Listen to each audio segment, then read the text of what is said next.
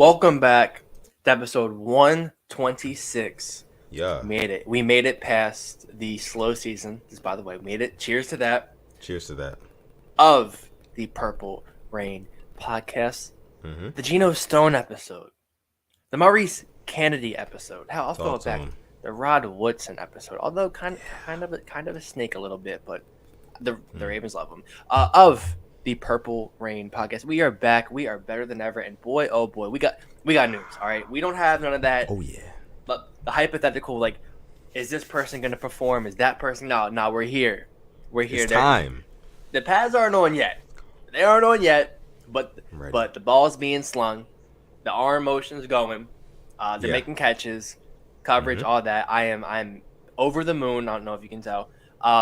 We are here, and before anything, you can find us on Instagram at the Purple Rain Podcast. Like the video, subscribe, do all that good stuff, get out the way. Yeah, for sure. Yeah, thank you. And you can find this guy on Instagram, on Twitter, at Sutton. You can find me on Instagram at simplyas10.prod, on Twitter at simplyas10. And like I said, like the video, subscribe. We love you. I'm just gonna hand it off to Sutton before we get talking because I'm excited. Yeah, I'm excited too, bro. And just warm welcome to everybody tuning in to this episode 126 of the Purple Rain podcast. That just sounds crazy to say. I'm not going to lie to you, Alex. It really does. Yeah. Like 126 episodes. And it's just wild. We thank you guys so much for tuning into this episode, whether you are a Purple Rain pioneer, meaning that you are a longtime listener or a viewer, or if you're new to this channel and you're just tuning in for the first time. Buckle in, get ready. We got a lot to talk about on this episode, so make sure you like the video, also subscribe to the channel as well. But first, we do have to bring up everybody in the live chat because that's what we do here on PRP, the live episode. First and foremost, you see Simply as 10 saying, like the video, get out the way, guys. Like he said, like the video, get out the way. Go for it. Don C says, Alex and Sutton, what's up? It's football. Yeah, it is. Yes, it is. Oh my God, football. I'm so excited. Football. Yes, exactly. Yeah. Exactly. Daryl Turner says, we live. What's up with it, Alex and Sutton? What's going on, Daryl? Appreciate you for pulling up, coming through. J Prime 235 in the house. What's going on? I see Xavier Ashford is in the house as well. Balti Raven says, what's up, Flock? I see Mod K-Dog. Mod K-Dog in the building says, yo, what's good on this Friday Eve, Rain Gang family? It's Friday Whenever I Eve. see K-Dog say that, I know that it's about to be a good weekend. It's Friday Eve. Can't wait. Daquan is in the house as well. Says, what's up, Rain Gang? What's going on, Daquan? Daquan Christian is in the house. Ooh. What's up, Rain Gang? Sutton and Alex, what's going on with you? Tyler is in here. Says, finally, I am here live and not on replay. Wow. Tyler. Welcome, Tyler. Love that. Oh, is Sutton frozen? Oh, man, don't tell me Sutton's frozen. Oh, he's frozen. Well, I'm here. And I guess I'll get into it. We'll talk about some training camp news while Sutton's getting his little technical difficulties fixed. So yesterday, we had training camp back, and oh boy, I am so excited. There's just so many storylines going on right now, like with the receivers, with just, the Lamar, the extension, this and that bullshit. Nah. I don't care. We're gonna get into it, like I said, while Sutton's waiting. So yesterday, I got some notes that I took. Lamar Jackson had some great passes yesterday. His best one was a deep connection to Devin Duvernay on a back shoulder fade. Hold up. On a back shoulder fade. I thought this man couldn't do that. I thought he couldn't throw a back shoulder fade, but he did. Oh my goodness. I see Black Daniel saying, Son is in the Matrix. I don't know where he is in the Matrix, but he is in there, and now he's back. He's back from the Matrix. I'm here. He's back. They sniped me. I don't know what happened with that. Black They Daniel. hit you with a trick shot on Modern Warfare 2. You know what I mean? Ladders. Like, why would they do that? It's Ravens football time. Why would they ever do that? But it's cool. It's cool. We're not gonna let it ruin our Thursday, like Don C says here. We're not gonna let it ruin that. We're not gonna let it. You gotta say it with a British accent. Thursday. So you gotta say Thursday. Is that? Yeah, that's how they say it. Okay. Yeah. They don't say. Cool. They say. Okay. All right. So, All right. Black Daniel says, I was in the gulag for sure. Yes. I was. I definitely was. I got to get back to greeting the live Rain Gang chat. Okay, Dylan, I already got into. I was too excited. I got way. you got into it. Okay, Yeah, but Dylan's go. in here. Yeah. Boz in here. One session. You guys are all in here. Devin Dukes is in here. Says, what's up, PRP? Usually a member of the replay gang, but glad to catch you live. Welcome, Devin. Appreciate you for coming through. Isaiah Pope is in the house as well. Says, what's up, Rain Gang? We get closer and closer to kickoff. I cannot wait. Me neither, bro. Me neither, brother. I cannot wait. I cannot wait. That's coming from the Commanders fan right there. All right. Alex said he already got into it, already got sniped this episode, so let's not mince any more words. Let's get into what we came here to talk about. Yes, Alex? All right. Yeah. Cool. So I'll read it over again. I said that Lamar had some great passes, and his best one was the deep connection to Devin Duvernay on a back shoulder fade. I was talking to them. I said, I thought he couldn't do that. I thought he couldn't put the back shoulder fade. And you can see the video because the Ravens posted it. That was some tight coverage. Yeah. Very tight. Squeeze that. I'm not going to say the word. Speaking of training camp news, speaking of training camp news, we're just going to go ahead and bring up the, put it on the stream, the video. Go for it. Yes. Everything that's been going on lately, the past couple days since training camp has started. So enjoy that. Alex, go ahead and continue. Yeah, for sure. And also, he linked up with Tylan Wallace for a good post route. And I don't think anybody except Ravens fans know Tylan Wallace. Maybe, obviously, Oklahoma State fans know him. But, bro, I got high hopes for this man. I got very high hopes. Seeing just his hands, I think his hands just, he has it. He has the it. And this one also kind of caught me that yesterday, J.K. Dobbins showed up to practice with 20 to 30 minutes left in uniform. Looked like he was in conversation with John Harbaugh. Afterward, he went and spoke with Eric DaCosta before leaving the field. It looked like he was trying to get on the field. Yeah. Wow. How do you feel about that? I mean, to me, that and look at this back shoulder right there. Yeah. That's the one that tight coverage. Simply was referring to. Yeah, Kevon Seymour was on the coverage right there.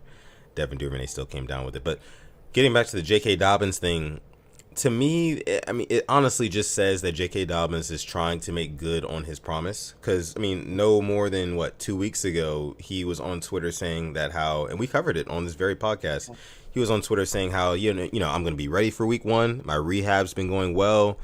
Basically gave the middle finger to Rap Sheet, right? And then it came out like a day or two later. Exactly, got dunked on. Came out a day or two later that he was going to start training camp on the PUP list, the physically unable to perform list. So it was kind of contradictory right there. It was kind of like, all right, you literally just talked all this stuff, how you were ready to go, and now you're on the PUP list. But it's really not a big deal because the Ravens are just being cautious. And like I said, I think I said this on the previous episode.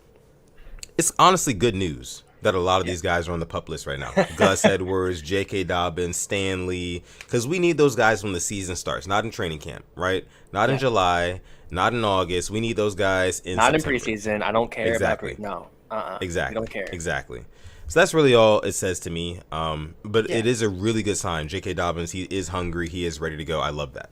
And I want to give a shout out to the one fan that actually got a video of him running. I don't know if you saw it. It was you could tell.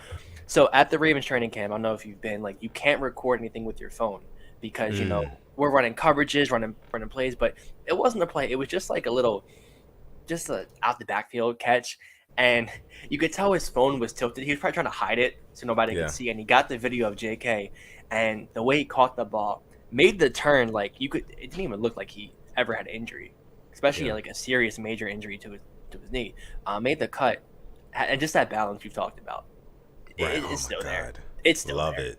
Yeah, it's still there. So just seeing that really got me amped up. Just it's a breath of fresh air because that breath was taken out. I think what was the day? It was September 6th or 7th last year. I don't know when it was. Something like that. Yeah. That's when the breath. No, it was in August, August 30th or 31st. Yeah. And then one more thing about yesterday, our big money free agent signing safety Marcus Williams looked good in coverage, matched up against Mark Andrews, read the wheel route pump fake, really smart player, jumped the short curl and got his hand in before Andrews could secure the catch. Love that.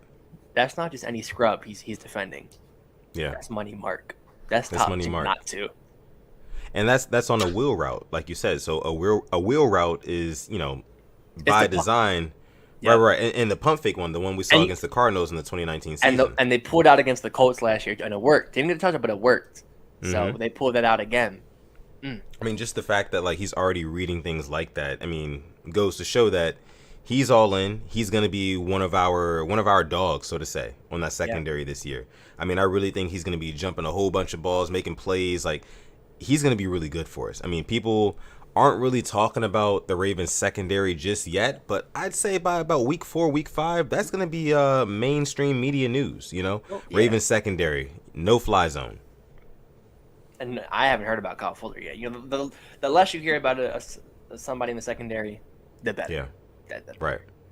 Yeah. So that was yesterday. I think that was just here's Tylan Wallace catching the pass today. Duvernay, just hands. I mean, just it's nice. And here's a J.K. Dobbins clip I was talking about. Just that cut he made, effortless. Yeah. Effortless, man. Yeah. Here goes the back shoulder again. Again. And I mean, and that's something like that is so important. The Ravens knew what they were doing when they posted that clip. Because it's like, I mean, everybody says, Lamar Jackson, who literally just said that a couple weeks ago. Lamar Jackson, he just can't make the throws. Who was that? Bernard Pollard. Pollard, right. Yeah. Bernard Pollard literally just said that Lamar Jackson cannot make the throws. The back shoulder throw on an out route like this is one of the hardest throws to make in football as a quarterback. Outside I'm telling the numbers. Outside the numbers. One of the hardest throws to complete in football, to get right on the money. And I mean, Lamar Jackson did it. Granted, it is training camp. I will say that. I will say it's just training camp. Oh, yeah. But I have no doubt in my mind that once they put the pads on, once they start getting into preseason, once they start getting into regular season, he's going to be able to hit that same sort of throw. Because, again, everybody loves to underrate how well Lamar Jackson can actually throw the football because it's a talking point. It's one of the more popular things to talk about. Oh, Lamar Jackson, we know he's electric with his feet, with his legs, but what can he do with his arm? It's almost like he has to be 3 times as good as these other guys like Josh Allen, Justin Herbert, Joe Burrow with his arm. He has to be 3 times as good as those guys to even get half the recognition, which just isn't fair. In the conversation. Yeah, exactly. It's crazy, and then I'll move on to today. Sure. And like Black Daniel says, get them likes up. We're I think 29 likes. Can we get to 40, please? Much love. Please. So today we had the. It was the third play of practice, I believe. Lamar Jackson sits in the pocket. Sits in the pocket. Yeah. Finds rookie tight end Isaiah Likely for a 40-plus yard touchdown. The crowd was roaring. Yeah. That crowd was roaring. That right there, I mean, this is our 4th round tight end out of Coastal Carolina. Not a big school for football, but yeah, we got a playmaker. I mean, show him right there. I think he got past Brandon Stevens, a guy who played pretty well last year, so that was definitely promising to hear. And then they said during 11 on 11, which they cannot record because that's when they have the formations that we run in the packages. Concepts, things. Yeah. You don't want anybody to see that. Lamar Jackson had some interior pressure and fired a slick sidearm. He loves that sidearm pass. Oh, he does, in between defenders for a good completion to our new number 3, James Prochet. Love that. JP3. Yeah, Prochet. Emphasis on the pro. Yeah, man. I mean, honestly, the news about Isaiah Likely, and this is in the title of the video, so I do want to talk about this kind of in depth. Isaiah Likely, he has impressed the Ravens, coaching staff in minicamp. He has impressed them now in training camp, and I feel like he will continue to do so. I think that, with the emergence of a guy like Isaiah Likely, if he does perform in the preseason, you better bet your bottom fucking dollar he will be on the field. Whoa! I'm telling you. Listen, I gotta turn my camera off for that one. Goodness. I'm sorry, but Greg Roman, you know what he loves to do. You know he loves those tight ends. It's a tight end and running back centric offense. So if he has another tight end that can make plays, that can go over the top, that can climb the elevator and catch the ball at the high point in the end zone, in the red zone, oh yeah, he's gonna play him. He's gonna get snaps. He's going to get snaps, and that's why it's exciting to hear that he's doing well already in training camp. So that's just kind of what I'm taking from it. I think that Greg Roman is just absolutely, positively salivating over the fact that a guy like Isaiah Likely is on our squad right now. But what are your main thoughts about Isaiah Likely? I think I'm gonna maybe compare this to something. The same way that we double dipped and got Hayden Hurst and Mark Andrews, I think Likely is going to be the better one between him and Kolar. And I know it's not a first and a third; they're both fourth rounders, but I think Hayden Hurst was hurt going into the 2018 season, Lamar's rookie year. He was rookie, and Mark Andrews, I think, got more acclimated to the offense. Unfortunately, that might be the same case this year, as I think they said Kolar has a sports hernia and he has to get surgery for it. So they're saying that could be like a Rashad Bateman scenario last year, probably comes in midseason, who knows. But hey, how even Josh Oliver is still there. I mean, who knows what's going on with that. We'll probably flip him for like a 5th round pick. But right. I definitely am liking what I'm hearing from Likely. Especially because you're going to have to deal with Mark Andrews, who you know is going to get double, maybe triple teams. Yeah. He can That's get lost. exactly. They can get lost in the sauce, and that leaves Mr. Likely wide open. Who knows? Right. That's exactly what I was getting ready to say. Like, it's going to be matchup nightmares. Like, don't let this guy Isaiah Likely come out and even score a touchdown. Let's say week 1, right? Let's say he gets on the field in the red zone, scores a touchdown, gets a nice grab over a guy. Who knows, right? From that moment on, teams are going to respect him, and if they have to respect him, you know they have to respect Mark Andrews at least twice as much. And when you have 2 tight ends that you have to respect on the field and a Lamar Jackson in that backfield, and let's not even talk about J.K. Dobbins and Gus Edwards that are coming back from injury with that offensive line that's been revamped. Who's going to stop it? Who's going to stop that? I mean, the league already showed they can't stop the 2-3 tight end sets back in the 2019 season. And I hate to refer back to that season, but getting back to, I guess, like you could say, Greg Roman's roots. I mean, Roman, I know a lot of us aren't fans of him, but listen, we have to stick by him. He's our guy. He's our guy right now, right? At the end of the day. Over 100 people watching live right now. PRP, thank you guys so much. Make sure you like the video. Gracious. Also, subscribe to the channel as well. We thank you guys so much. Football season right around the corner. But Greg Roman, like we said, we know he loves the tight end-centric, running back-centric offense with guys like, Mark Andrews, with guys like Isaiah Likely, and he's looking good right now. I think it's really going to bode well for our offense. I really do. Yeah. I'm excited. Yeah, and so am I. And I want to give just a simple, so 2020 was, I think, the best rushing offense in NFL history, I believe. I think that's when we had Gush, J.K. Mark Ingram, and I was listening to a new Ravens podcast with Bobby Trossett and Sarah Ellison. Shout out to them. Great podcast. Shout out to them. They had Patrick Ricardo in, and there's a quick little quote I'll say. He said that the players are pissed. He's like, they feel disrespected, and I think they have every right to feel disrespected because just one bad year, with the I word, when that all went down, they forgot about him. And I look at the 49ers. They had, and I think in 2018, they were just hurt everywhere. In 2020, they came back and they balled the hell out, made the Super Bowl one year and made the NFC Championship another year. I'm not gonna say that's the Ravens, but I feel like we're just not even being talked about. Like, I don't know if the NFL Network can come to Baltimore, but they haven't talked about us on the training camp except for the Ojabo contract. Oh my God, the negative news.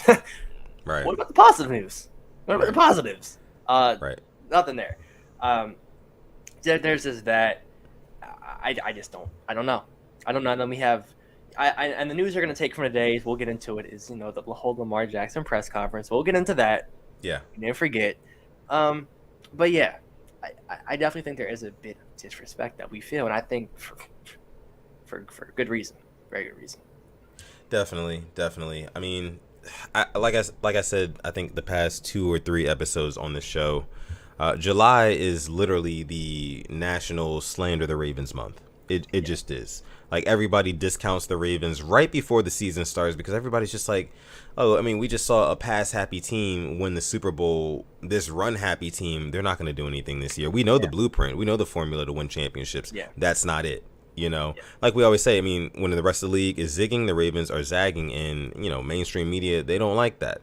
Lamar Jackson is the same way. When everybody else is zigging, he's zagging. And if you're not doing it the traditional way, which is the zig, people will slander you. People will have something to say. And we've seen that all off season long. We just have. But yeah, another thing I wanted to pivot to and ask you about was, I don't know if you saw the Tyler Linderbaum. Oh, yeah. Damn right I did. You're damn right I did. Linderbaum, he's looking good so far. He's looking good. I mean, granted, like we said, pads aren't on. Right. Pressure's not on. The lights aren't bright yet. But as of right now, I mean, he's looking good. We'll see what he does in the preseason. Again, I don't want to talk too much about it, but what were your takeaways? It's nice having a center. All respect to Bradley Bozeman, having a center that he knows where he's going to play. He knows he's going to be having the ball before Lamar Jackson does every single play. I like that. I like that. I like that comment too, Boz. I can subscribe to the Kids Don't Eat. Thank you very much. But I feel like having a talented center that isn't a late round pick, isn't undrafted, wasn't drafted to be a guard, was drafted to be a straight center, I think it can do wonders for this team because, like we talked about it, the play starts with the center holding the ball. All right, and I don't want to see the ball going up, left, right, where the quarterback has to make better catches than the receivers do sometimes. Yeah. So just that alone, I really do like, and we do have our first super chat, so I'll let you get right into that.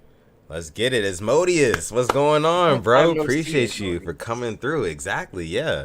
For making it rain here on episode 126 of the Purple Rain podcast. Thank you so much, Asmodeus. We appreciate you. It says for your chicken McNugget needs, he's always coming through with the McChicken donations, the McDonald's references. We appreciate you, Asmodeus, so much. Hope you're ready for football season 2, and hope you're going to be tuned into this channel because we got a lot to talk about, Asmodeus, and we would love to see you around.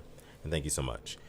All right, let's see what you guys are saying here in the live Rain Gang chat. Let's just see what you guys are chatting about here. Griff says, do we have to stick by Roman? I mean, right now we do.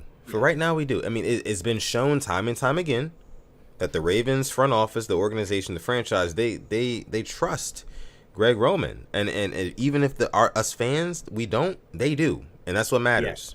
So, And I talked about it before. Like, I'm not the guy who's going to root for my team to lose, for somebody to to not be there. But if they are losing, and you're going to have to think about an alternative, unfortunately. Right. Yeah. And this is coming from a guy, Simply as 10, who has actually met Greg Roman in the flesh before. Nice guy. Nice guy. Let's see. Tyree Shields asks here, how do you guys feel about the new DK Metcalf contract? We were actually talking a little bit about this before we went live, Alex. I fell on my knees and just cried. I was crying. Ruined my day. I'm kidding. It hurt. Probably one of my favorite NFL players. I wish he would be a Raven, but hey, it's like a 3-year extension. 2026, we're starting it back up again. DK to Baltimore in 2026. He'll be in black and purple eventually. He'll only be 27 or 28. But what a 3 years, 72 mil, 30 million signing bonus. Yeah. Congrats to Kalen Zacharias. You deserve it. Let's see. Jonathan Washington Jr. says here, I pray this is the year we open up G-Rose Vault. I think this team can win a Super Bowl. I just don't know yet about this passing attack outside of Bateman and Andrews' individual abilities. And I think this is a good point here made by Jonathan Washington Jr. because, like, honestly, I was thinking about this last night. With our receiving core right now, let's just say, hypothetically speaking, and God forbid, let's just say Rashad Bateman goes down with the I word, right?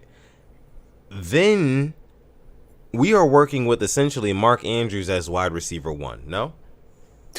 That's what he was, it feels like, the past 2 or 3 years. I mean, you're right. But does that get us playoff victories? When all you have to do is shut down a run game and then stop a tight end? I love me some managers. We talked about it. Mark has to show up in them playoffs. Hollywood did it. Hollywood had his best games in the playoffs. No, I mean, honestly, I disagree, man. I think that this comes down to Devin Duvernay and James Prochet. And Tylan Wallace, too. Those 3 guys, one of those 3 guys, like a third of that trio, has to step up. Somebody has to step up and be the guy. I don't care whether it's Prochet, Duvernay catching the back shoulders, or Tylan Wallace doing what he did at Texas. He went to Texas, right? Oklahoma State. Yeah, my bad. You're good.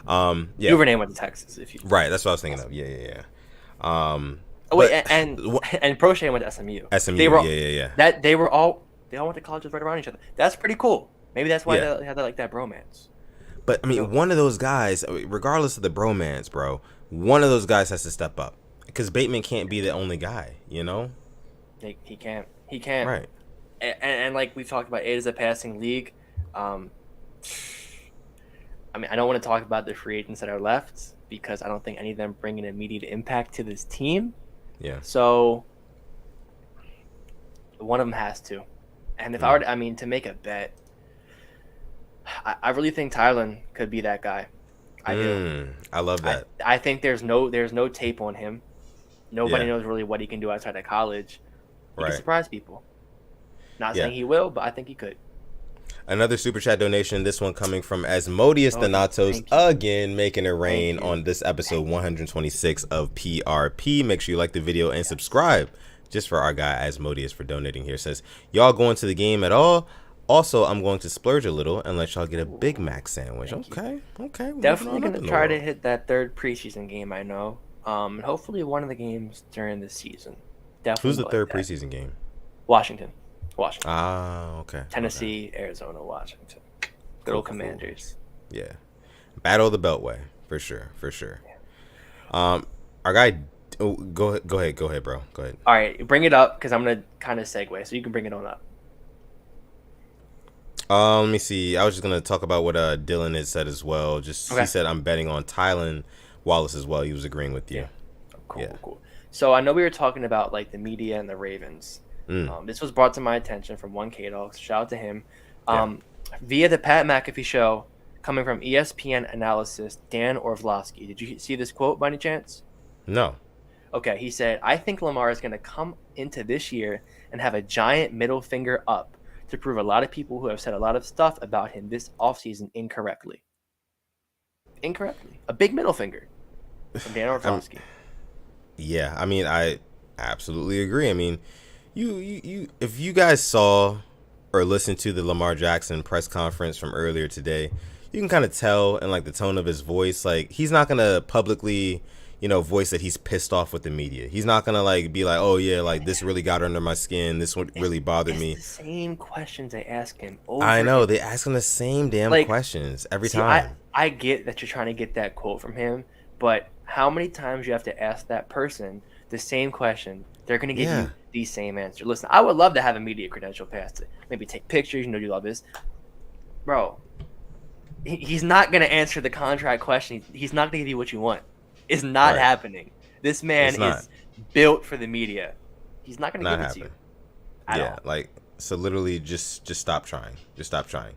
But yeah, I mean, our guy Lamar Jackson, he's definitely an interesting guy when it comes to the media, and I guess we can kind of go ahead and pivot to what he was talking about in his press conference today. So Lamar Jackson, he did have a presser today after the second day of training camp, and he said some very, very interesting things. Alex, I don't want to mince words. Let me just get to the most important thing that I took away from it. Okay. He, when asked about if he feels comfortable going into the 2022 season without a contract and playing out that season, he said no. He literally said out his mouth, no. And there will be a cutoff. So you can pull it up. I'm gonna pull. Yeah. I'm sending it to you right now, so you can pull it up. So everybody else for sure. Just sent it to you. So we can all say it. You don't have to take Sutton Def's word for it. You don't. This came out of Lamar Jackson's mouth. Who are we? You know what I'm saying? So, but that news really kind of took me aback. I will say that for sure. Yeah. And Alex, I want to ask you this. Okay. And I warned you that I was going to ask you this. So I hope you're ready. Yeah. I'm ready. With what Lamar Jackson said today, basically saying, no, I'm not comfortable going into the season playing without a new contract. Yeah. Do you think that by the time the season starts, Lamar Jackson, our quarterback, Ravens quarterback, do you think he will go rogue and not play for the Ravens and start week 1? I do not think so. I remember last year around this time, he was on the Lounge podcast with, I think, Ryan Minka, Garrett Downing, and somebody literally said that he was going to hold out. And I remember I clipped it, and he said that I don't hold out for nothing. And I remember this because this was the first time he ever retweeted me. And he retweeted me. He said, I don't know who lied on my name, but I would never hold out for nothing.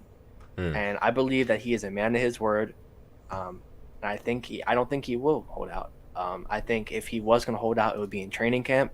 We've already seen DK Metcalf do it, Derwin James and Deebo Samuel. Lamar, no, he said he wanted to be with his guys.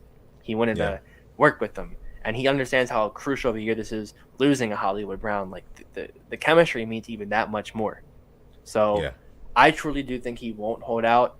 I would love for the contract to get done because I'm kind of tired of going on the godforsaken Bird app and seeing just lies about it every single day. Like it's pretty annoying, but yeah, I don't think he'll hold out. I'll throw it back at you. Do you think he will? Yeah. I mean, honestly, to me, I have to take a man for his word and what he said, right? I mean, he literally, when asked about does he feel comfortable going into the season playing without a new extension and a new deal, things like that, he said no out of his mouth. He said no. So that kind of shifts the whole thought process that I've had this whole offseason, because up until this point, I've been saying, like, maybe he's betting on himself. He doesn't want a new deal right now, that sort of thing. And a lot of people have been saying that too, the whole betting on himself thing. But now it's clear and obvious that that's not what's going on. That's not the case. Yeah. He wants to get paid. He has a certain amount in mind, and the Ravens are not there yet, and they're negotiating. They're kind of going back and forth about it. And him coming out and saying that he's not comfortable going into the season without a new deal, I think that puts a lot of pressure on the Ravens front office. And I think because of that, we will see a deal come within the next 7 days. I love that. And you know what? I'm thinking about it right now. They're about to get this crazy, insane TV deal. They already, and there is no more NFL Game Pass. I'm just going to go on a little rant. The NFL Plus is terrible. It's actually, it's terrible. Like, you can't even search up a play anymore in Game Pass. It, like, for videos I make, it makes it even, like, longer to get clips. So they already have that, which is more money now they're coming. But I think about what the Ravens did. Who did we trade on draft night? We traded Hollywood Brown. He was due for an extension coming next year. He was going to be a free agent. That's even more money saved. Yeah. They can get this deal done. I'm thinking about it. We have Bateman for this year and 3 more years. And 3 more, yeah, exactly. I'm thinking of just the contract, like the players that go for a lot of money. We have our left tackle, which, Orlando Brown is holding out because he wants to be one of the highest paid. We have our left tackle tied down. We have our number one cornerback tied down. We have our safety tied down. We have rookie safety tied. Like, there is money there. Absolutely. I agree. It can be done. I just pay the man what he wants. Pay the man what he wants, man. I think Steve Bisciotti is behind the curtain saying, like, we gotta meet in the middle somewhere, Lamar. I think he's not really trying to work with him as much. But we do have some super chat donations to get to, Alex. We do. A couple, actually. We see one from Laura right here, absolutely making it rain here on episode 126 of the Purple Rain podcast. Thank you so much, Laura, for not only tuning in, but for supporting, donating, and just being there for us. It's just much love. Exactly. It says, hey guys, I am so excited about the new football season coming. I love what we have going on. I think the Ravens are going to do it. I mean, that's like what do you say? Like, that's the summary of this podcast, honestly. Yeah. Literally, like, we've talked about our expectations. I mean, we want to get to the AFC Championship, and I think the team that we have now can do it. And I think in the playoffs, you need a little bit of luck to go your way. All right, for sure. Listen, in 2000, there was a tip to Shannon Sharp in the Denver game, the 90-some yard pass against the Raiders. Then in 2012, the Jacoby Jones. Yep. Come on now. Yep. And it's not many times that Tom Brady just has a bad game in the playoffs, but how that defense and Flacco turned up, and how in the Super Bowl you had the extra bit of luck. Right. We need that. We need that little bit of luck. All right. Like it definitely. Like, you need a little bit of luck to win it all. So maybe the football gods are on it. The hell they put us through last year. Ooh. I'm begging you. I am begging you. Can we get some absolutely that luck? That luck. Can we please? Can we please? Let's see. Thank you so much, Laura, for your super chat donation. We have another one. This one coming from Tanja Bowman, longtime listener, supporter. We thank you so much for supporting us. Says, disappointed that we are going run heavy again after we were forced to throw and Lamar handle his business. Why would the Ravens go backwards? I think that this is interesting. But I think that the reason why the Ravens, they want to continue to, be a run-heavy offense is because they fell in love with Lamar Jackson's legs back in the 2018 and 19 season, and they don't want to give that up. You know, they know that they have something special on what this kid can do running the football. They've seen him perform throwing the football, but it's only when push comes to shove. And that's the problem, you know.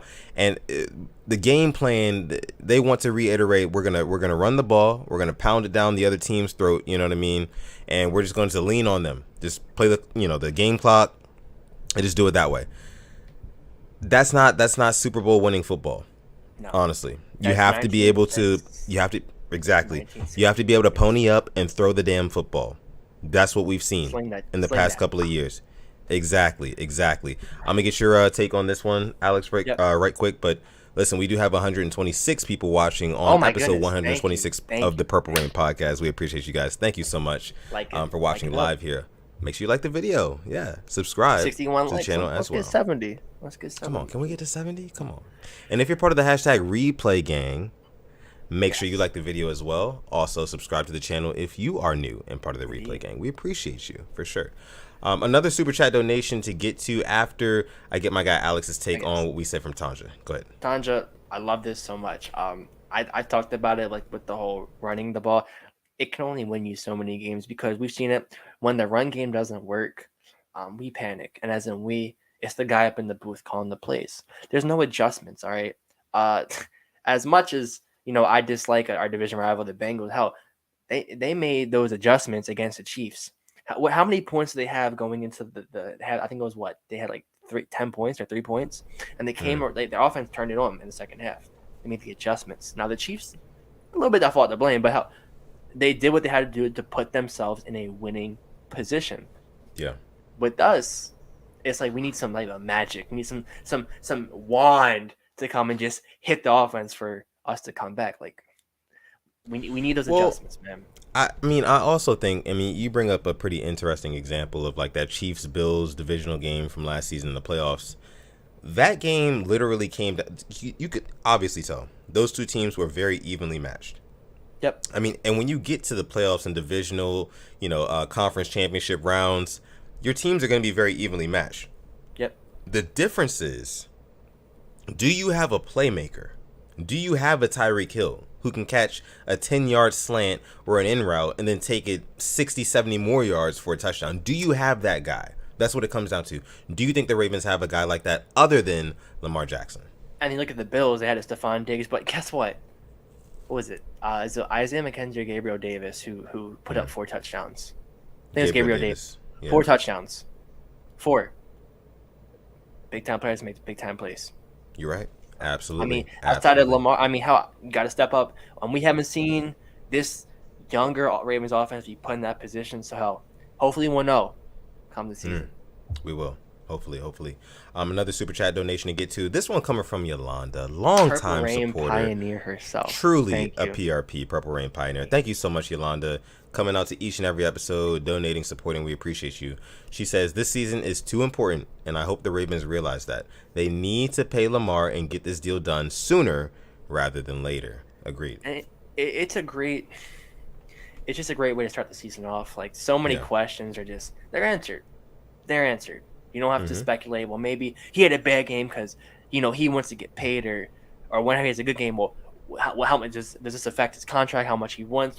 I'm tired of seeing on Get Up the same thing talking about the Ravens using the same highlights. Just it gets boring. I just hope it's just settled. It's settled. But the good thing is only 2 weeks, 14 days until Ravens football. So listen. Yeah.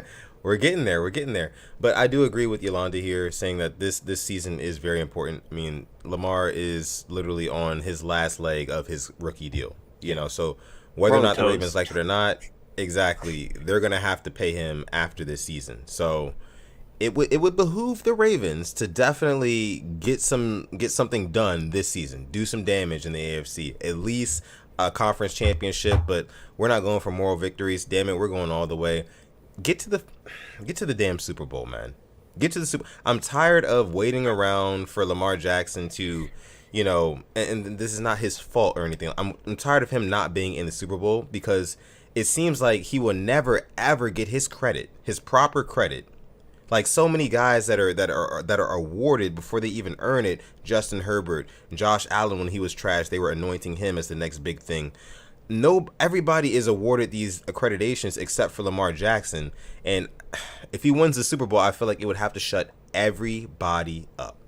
So that's what I'm hoping for. Until that's why it's called a Mickey Mouse Super Bowl. I'm seeing it, like I said, I'm seeing it right now.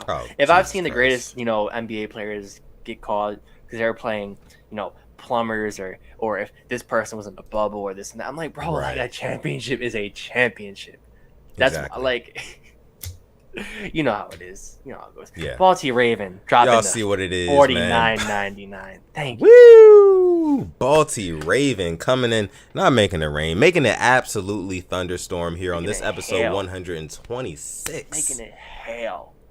Of PRP. Balti Raven, thank you so much. My guy pulled up from Camden Yards shooting in the M&T Stadium. I see he's ready for the season. I think Balti Raven, he's ready for the season for sure. Thank you so much, bro. We appreciate that. Absolutely. You're goated. Thank you. We appreciate that. Thank you. Yeah.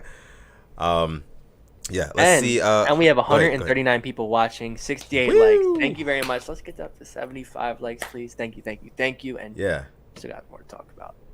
Yeah, 140 people watching live right now. You guys are absolutely amazing. Those of you guys who are new to the Purple Rain podcast, make sure you like this video. Also subscribe to the channel as well, as there will be a lot more. And when I say a lot more, I mean a lot more Ravens content coming your way in the future. The season is just around the corner, so make sure you're locked in with us here at PRP. Also, make sure you follow us on Instagram at the Purple Rain podcast as well. Indeed. We have a group chat, the Purple Rain podcast. It's like a rain game group chat. I love it. I pop in there every now and again. I don't get to check it like every hour on the hour, but I pop in there every now and then. And there's always some good, healthy, productive conversations going about the Ravens, and I love it. So if you want to be a part of that, make sure you follow us on Instagram at the Purple Rain podcast. And with that being said, we're gonna go ahead and move right along here. Indeed. Let's see what else you guys are saying here in the chat. Is that our guys? I see lunch break hot take is in the chat. Break hot take. What's going on, fellas? What's going on, LBHT? Thank you guys for pulling up, coming through. Another Ravens YouTuber. They also cover the Panthers. They cover mixed martial arts as well. So if you're listening to this right now, make sure you pop over to their channel as well and check out some of their content, because they definitely are on the come up as well. We love them. Let's see what else you guys are saying here in the chat. Black Daniels giving a big shout out to the Replay Gang. Thank you guys so much for being part of the Replay Gang. Thank you, Black Daniels. All right, let's see what we have to. Jonathan Washington Jr. says the Ravens have grown accustomed to letting Lamar carry them to success. Only good things can happen when you surround your star quarterback with more playmakers around him. Make his job easier. Yeah, this is great. I like this a lot. I mean, on a scale of 1 to 10. How good of a job do you think that the Ravens have done in making Lamar Jackson's job easier in the past 3 years? Making his job easier? Woo, easier? Now, it's not their fault that Ronnie Stanley got hurt. But I still kind of, the way I feel about Orlando Brown is that he could have played left tackle, but trading him for Owe for that first round pick, that was cool, but helping making it easier, not a good job. I mean, I'm not gonna say like a 1, but not a 10. This is hard because I have to give me like a couple like 10 minutes to think about everything. Look at it this way. Look at what the Cardinals have done for Kyler Murray. Oh, compared to what other teams have done. Yeah. Not good at all. For quarterbacks who have achieved less. I mean, Derek Carr has Devontae Adams. Yeah. Derek Vehicle. Did you say Derek Vehicle? Yeah.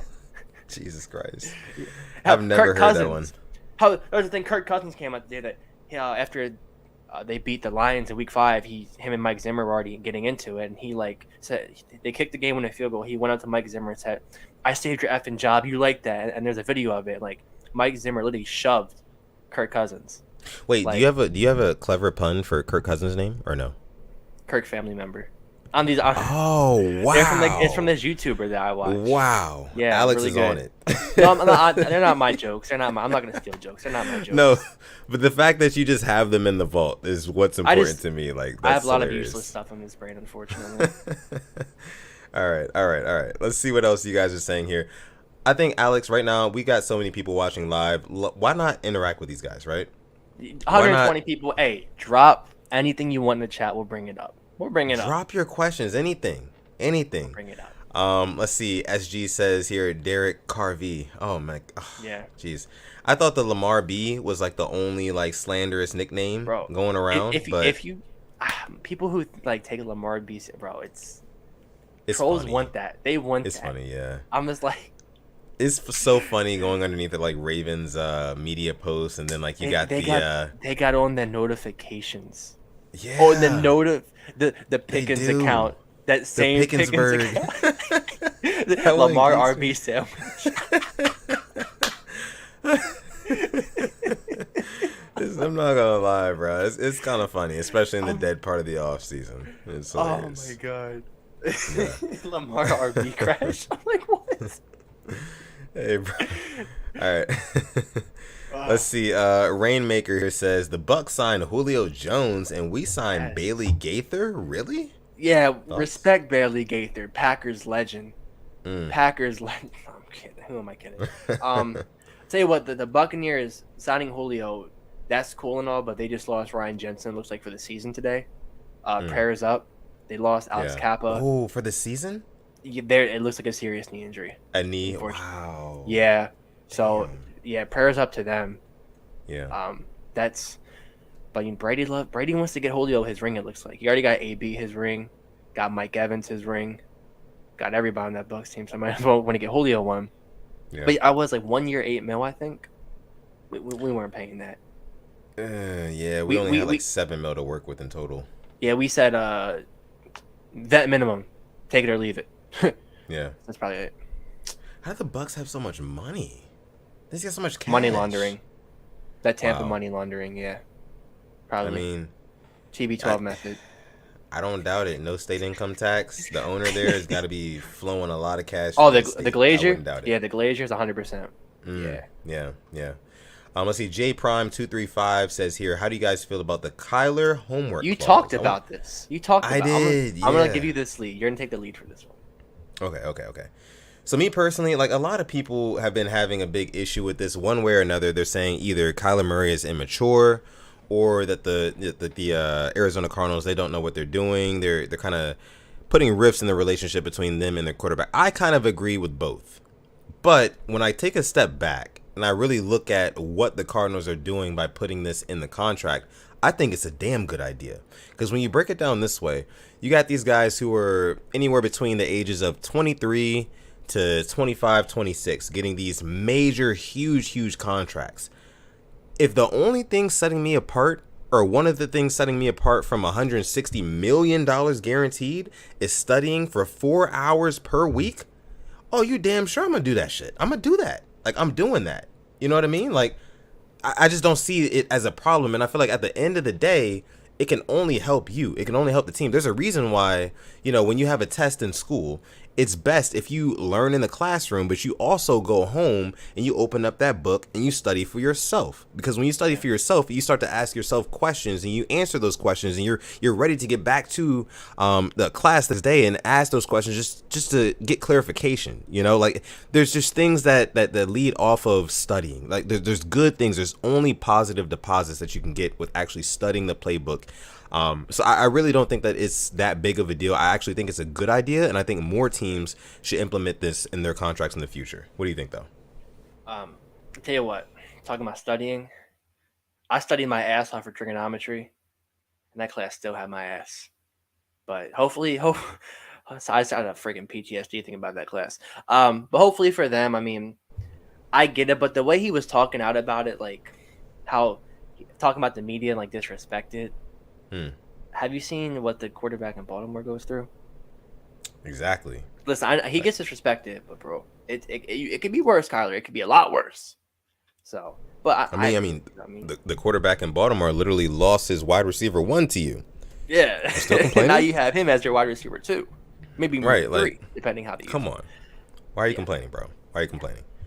But to be honest with you, like I said, this does kind of make it seem like Kyler Murray is a little bit, I don't want to say immature, but just a tiny bit irresponsible And I think the Cardinals, they might see that. They might think that he's not doing everything that he needs to do outside of the facility, outside of practice, outside of work. His 9 to 5 when his hours are with the Arizona Cardinals. But I'll say this. Kyler Murray, we know that he is part of this new generation of quarterbacks. Player individuality is huger than it has ever been before. Players have more mobility. They have more say-so in things. So they're going to do what they want.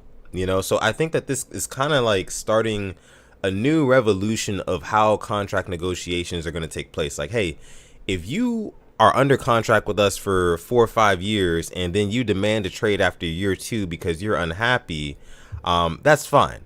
But guess what? We're going to make sure that there's certain things put in place in this deal to make sure that we are getting our back scratched as well. Because not only are we giving up money as an investment in you, we're giving up time as well. The more years that goes by that you don't make the playoffs, the more years that goes by that you don't win the Super Bowl, ticket sales will go down, right? Yep. Fan loyalship will go down. Like it will go down. It's just a proven fact. So. And I'll even be even outside of just the quarterback and just the winning as well. Did you see what the Washington Commanders training camp looked like? Did you see those pictures? No, I did not. Very minimal fans there because they had this like little lottery system instead of like if you're a season ticket owner, like you get to go. Yeah. Not everybody, I guess, wanted to go. Now the Ravens, they do it with like if you want to go, you got to claim your ticket. The Commanders, I think, just give it out to certain people. There was such a low amount. I think there was probably more media people than fans there. And I look at that. I look at the Commanders. I'm like, I think it's because their owner first and foremost. I think as long as Dan Snyder is their owner, they're going to have their fans aren't going to be invested at all. And just seeing that for your training camp, like you should be excited. Like you have a new quarterback. Like you just signed your star wide receiver to an extension. Chase Young's coming back. Like your defense, when healthy, is really, really good. I mean, and you're in the NFC least where you don't know what the hell can happen. And, like, nobody's there. Right. And literally the only football team, excuse me, in the league that can consistently not have, postseason success, Super Bowl success, that sort of thing, and still have the same amount of fan loyalty is the Dallas Cowboys. That's the only franchise in the league that can get away with that. What are you talking about? It's the what? Sorry, Siri came up. It's their year this year, though, I thought. Oh, right. Every year is their year. Even though in my lifetime, and I'm only about 27, I've never seen the Dallas Cowboys make the NFC Championship. So the closest they got was when Romo fumbled the snap against the Seahawks. Good times. And I remember watching that play like it was yesterday. That was hilarious. Yeah. Let's see. Another Super Chat donation coming from our guy, Brent. Thank you so much. We appreciate that. Every time. Showing love. Absolutely. Says, how do you guys feel about keeping the Omar whistle? I get chills every time. I'm like, Lamar is coming. You got to keep it. You got to keep it. Yeah, I think you got to keep it. With the lights, like what they've done with the lights at the stadium is so cool. Even at the soccer game I was at, like when a goal was scored, they had like these little fire things behind it, like it would shoot up flames, and like the lights would flicker. Dude, it was so cool. Yeah. Like the way they handle like the fan interaction at the stadium is like second to none. They got to keep it. 100%. Yeah. Let's see here. Thank you so much, Brent, for your super chat donation. We appreciate that to no end. We do. Thank you so much for your support. Let's see. I see. Flo Knows here says, what I don't like about the wide receiver talk is let's not act like a restructure and a veteran wide receiver signing means less touches for every wide receiver on the team. That's a cost, not worth it. Not worth signing a veteran wide receiver, I guess what I'm taking from this. I mean, I don't think I'll talk about who's left. Cole Beasley, Will Fuller, Emmanuel Sanders. Gross. Just stop talking. Yeah. I mean, Will Fuller would be cool if he wasn't hurt. Worse than Sammy Watkins. Yeah. I mean, Jonathan Washington Jr. here says, only wide receiver on the market that is not washed is Odell, and even he comes with risk because of his injury history. The best chance Ravens has had to add an impact player at wide receiver was the trade market. Yeah. I agree. I know Devontae Parker was like a 7th round pick, but even that really wouldn't have gotten me over the moon. Right, exactly. Yeah. Another super chat donation. This one coming from John Henry. Thank Y'all you, are going John. crazy. Thank Thank you, you so John. much. We We're at appreciate 86 you. likes. Can we get 100 for John? Can we get to For 100 John. live? Can we For get John. 100 live likes? Have we ever done that before? Please. I don't I think don't we even have. know if we have. That'd be a record. If you're watching the Yeah. Purple Rain Podcast, episode 126 right now, you might help us set a record. If you have not liked the video yet, go ahead and like the video. Like the video, subscribe to the channel if you are new, and only if you're enjoying the content that you are currently listening to or watching. But thank you so much, John. We appreciate that, man. And while we're talking about like training camp, Yeah. this might be a hot take, but you know who's looking really good in training camp for the first 2 days? Who's that? That's Juju Smith-Schuster. He's looking pretty good. He made a nice catch, I think, yesterday, and made another one today. Him and Marquez Valdez-Scantling. The Chiefs, I know they got rid of Tyreek Hill, but Yeah. who knows? I mean, if you got, and also speak about Mahomes. There was that one defensive coordinator saying like when you take Mahomes' first read away, bro. What? Come on, bro. Come on. What? Come on now. I That's saw just him foolish. torch the Ravens to me, I think he's the best quarterback in the league by far. Yeah, I know you can make a case for Rodgers. I mean, you can make a case. I mean, I think you can put Rodgers. I've put him at 1 because of what he did, but I mean, it's 1 and 2. When I watch him, I think every time he's about to throw the ball, they're gonna score. Like literally every time, I'm like, oh, here comes a touchdown.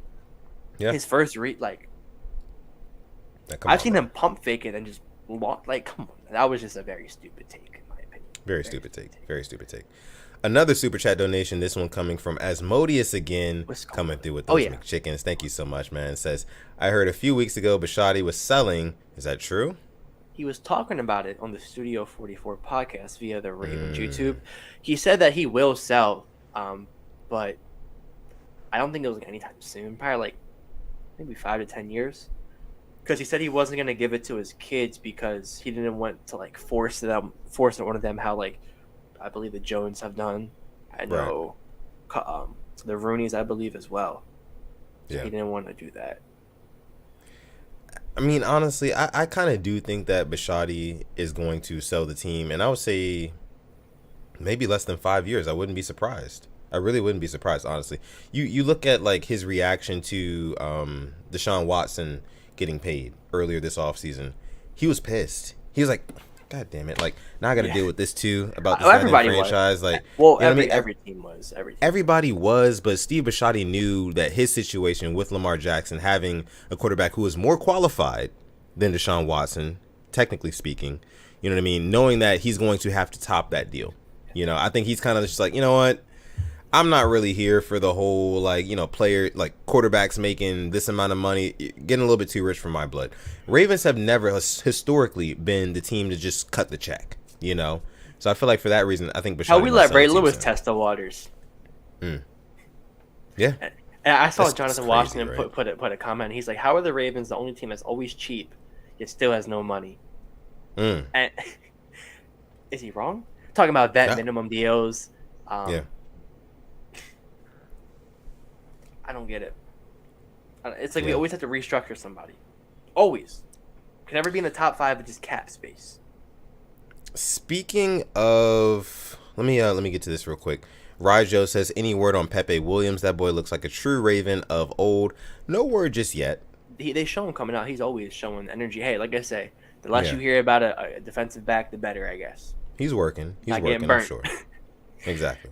He's working, I'm sure. Let me ask you this. I tweeted about this yesterday. The Steelers in their training camp, their wide receivers have actually been doing pretty well. I know George Pickens had, you know, a couple good catches. Calvin Austin took one for like 60 or 70 yards.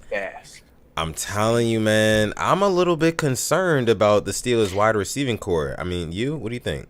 I saw Boss said talking crazy about Freiermuth. Oh, better than Mandrews. Boss, you don't believe that. You don't believe that. You know. Nah, he doesn't. He knows, he's just trying to rile us up. I mean, I saw Trubisky he threw a dot. They definitely are. I mean, I think Deontay Johnson, Pickens, Claypool, Calvin Austin, Boykin. Definitely, they got a good receiving core. I think they'll also surprise people. I really do. I think they're a very well coached team. Yeah. Let's see. Dre in here chiming in says, I heard Pickens and Austin look good.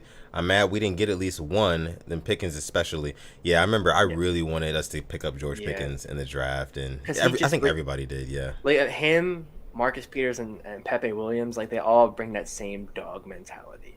The same, like they're gonna talk their trash, they're gonna back it up. I love that. Yeah. I now with like the whole Jabba thing, I see fans are talking crazy. How like, oh, we should have gotten Pickens because of the whole contract thing. So it came out. I don't know if we talked about it. It was his third year. There's a difference, I think, in $100,000 of the guarantee. That's what's holding us apart, I believe. That's where the disagreement is. So that's pretty crazy to think. That's why he's not signed yet. And we have 122 people watching. We have we need 5 more likes for the 100. And while we're at it, drop any questions in the chat that you would like. Yes. Throw it in there. Please drop some questions as well. It can be about anything. It doesn't even have to be about Ravens football. It doesn't even have to be about football in general at all. I mean, you can ask literally anything to us, and we will answer. Let's see. We do have another super chat donation, though. This one coming from none other than Tanja Bowman again. Making it rain on this episode of the Purple Rain podcast. Tanja, thank you so much. We appreciate you. We do. Says Bishotti on Studio 44 said he is going to give his money to charity but won't pay his quarterback. That changed this franchise. Lamar might wait. Run scheme has not worked. He wants a Super Bowl. Wait a minute. She says Bishotti on Studio 44 said he is going to give his money to charity but won't pay his quarterback. Wait, is that true? I didn't see that episode. Yeah, true. Probably would give his money away. Wait, hold on. Nah, because we're not just gonna skate. We're just not gonna skate past that. Cause like that's some serious shit. No, he says he's going to give his money to charity, but he won't pay his quarterback. I mean, are those his words verbatim? Can I get a quote here or like? He definitely said how he wanted to put a lot of his money into charity and all that. I mean, I would like a quarterback to be paid as well. That'd be charity. Charity starts at home sometimes. Starts at home. Yeah, I'm just saying, like, but like, what? You won't pay your quarter? Is that the reason? Is this the reason why Lamar Jackson is still not signed? I have this Michael Jordan meme in my head right now. I'm thinking about it, like charity. You know what I'm thinking of. I mean, am I overreacting right now? Maybe I'm overreacting because I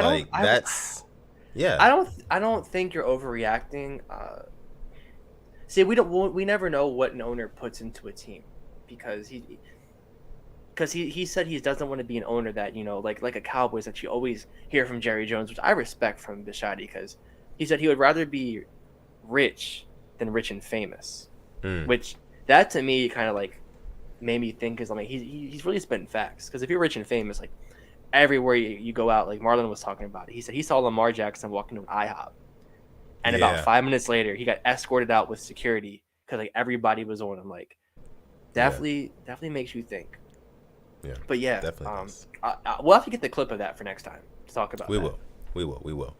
In the meantime, another super chat donation. This one coming again, doubling down on the thunderstorm. Is Bishotti donating to you?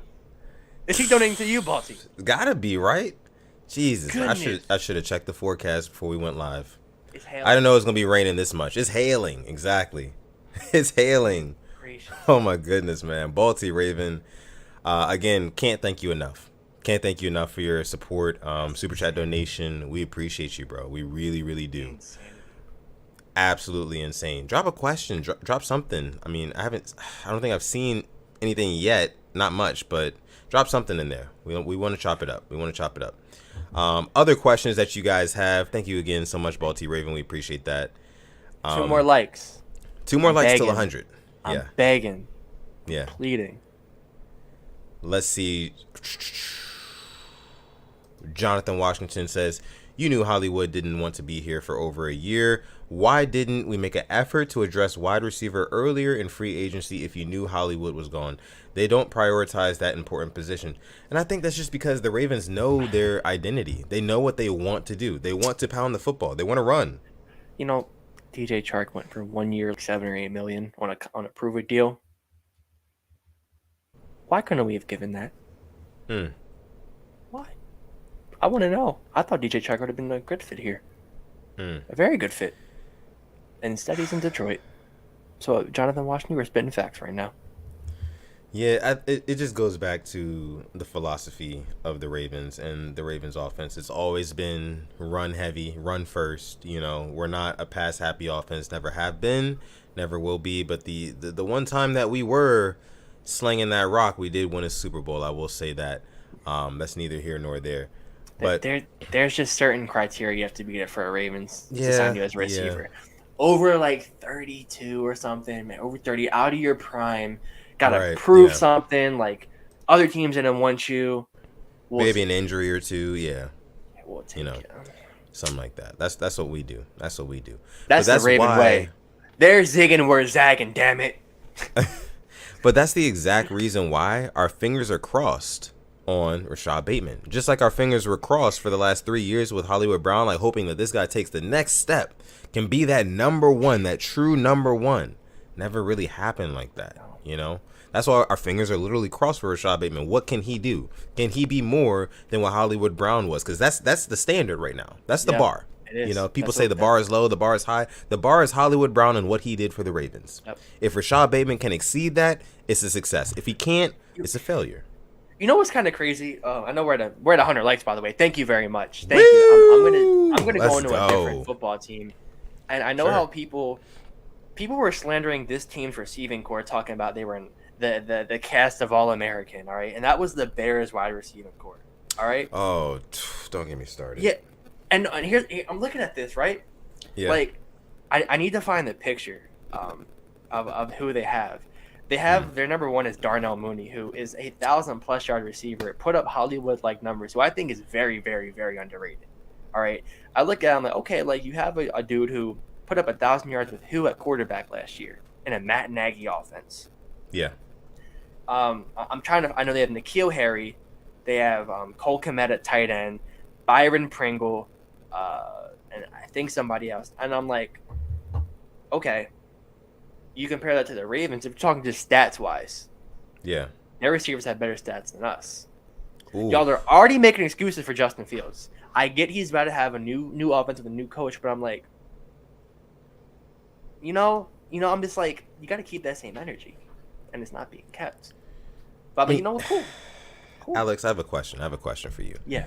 And I have a question for the entire Rain gang as well. If you're watching live right now, leave your answer to my question in the chat. If you're part of the hashtag replay gang, leave your comment down below. Do you think, as of right now, do the Ravens have a bottom 5 receiving core in the league?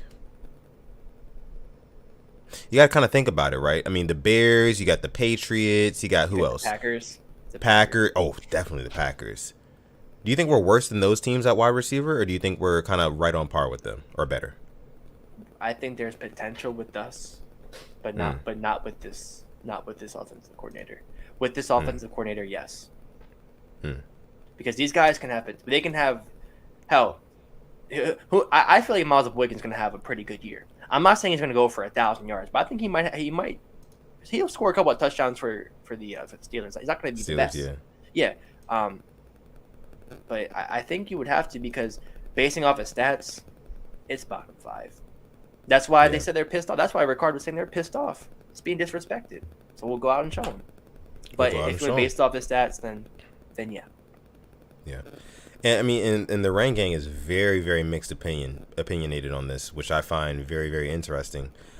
C Stackhouse here says bottom 5 in name recognition, absolutely not in potential. I could say that, but I'm not locked into, Packers wide receiving core, Bears wide receiving core. I'm sure they have some guys who have potential on their roster as well. C Stackhouse, you might know better than me about that, but you're absolutely right when you talk about bottom 5 in name recognition, because there's nobody on that wide receiving core that's literally like proven other than Rashad Bateman, and he's only proven so much. And here we go. Here's the Bears. It's N'Keal Harry, Darnell Mooney, Velus Jones Jr., Byron Pringle, Cole Kmet. And they said that Justin Fields is throwing the ball to the cast of All-American. Man. Yeah. Jesus.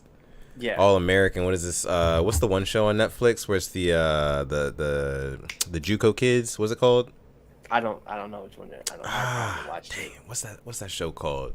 Somebody in the chat will probably have you. Yeah. Somebody put that in the chat. What's that show called? I remember that one.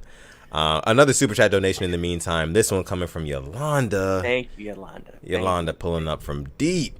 Thank you so much, Yolanda. Oh my goodness, like you guys are blowing my mind tonight. Yolanda is Purple Rain pioneer to the fullest. We know that. She knows that.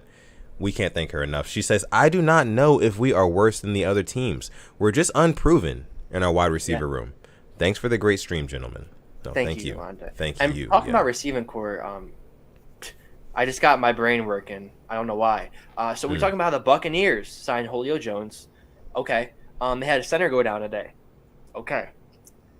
They have a plethora of wide receivers.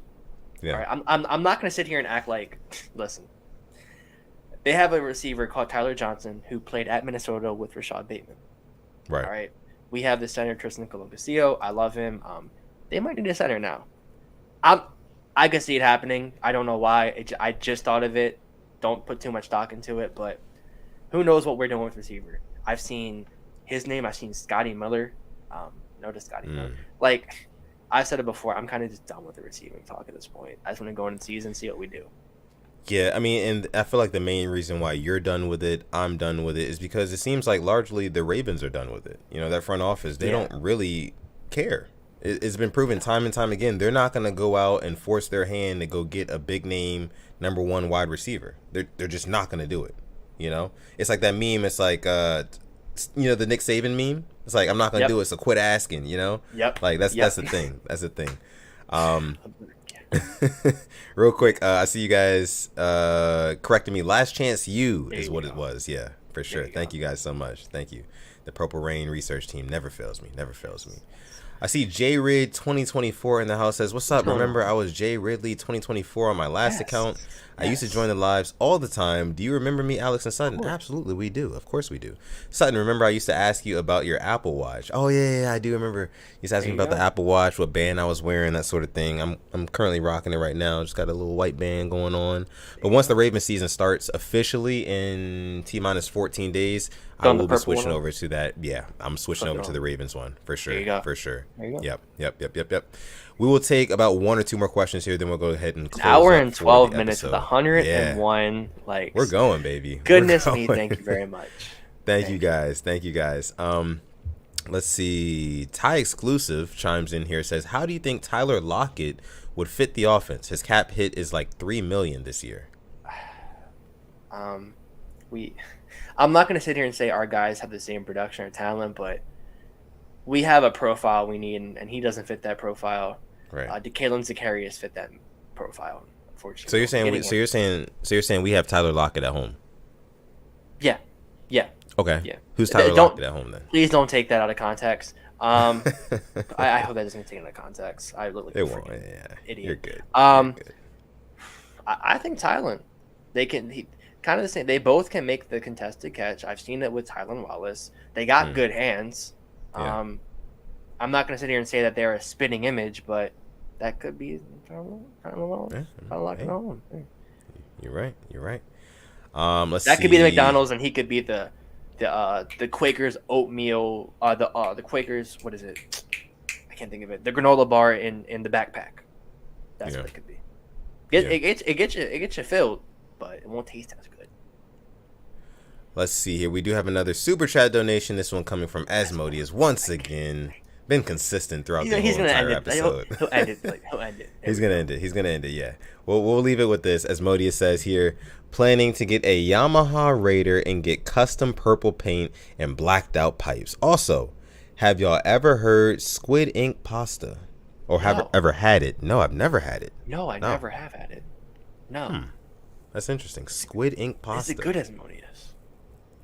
Yeah, let us know. Is it good? I might have to tell my girlfriend about that, and we might have to. I love some seafood. I could shout out. Yeah, me too. All day. Oh yeah, me too. And we talking about squid. Do you like calamari? Yep, love it. I love it. With some banana peppers too. Oh my goodness. Yeah, absolutely. But no, that Yamaha, that sounds dope. Pictures, it really does. Need it. Yeah, pictures. We need that. Custom purple paint. Oh yeah, we need that for sure. Thank you so much for your super chat donation, bro. We appreciate that so much for all your donations tonight. We appreciate that. All right. I think we're going to go ahead and leave it there for the question segment, and thus this episode of the Purple Rain podcast. Still over 100 people watching live right now. Thank you guys so much. All the support this episode. Make sure you follow us on Instagram at the Purple Rain podcast, like you see down below. Also, you can follow me on Twitter or Instagram at Sutton Def, just like you see right there.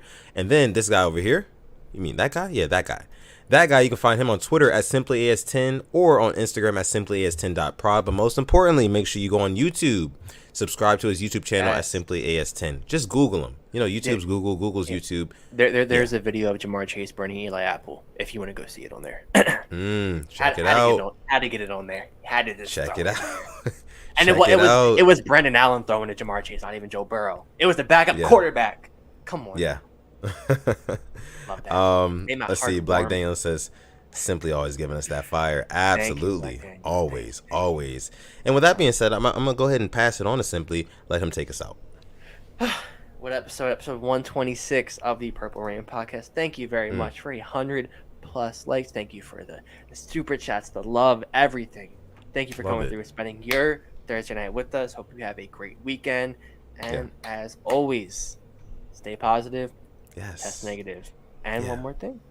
And never, ever forget. Hollywood's gone, but we're never going to forget to call God, man. We're never going to forget. This has been episode 126.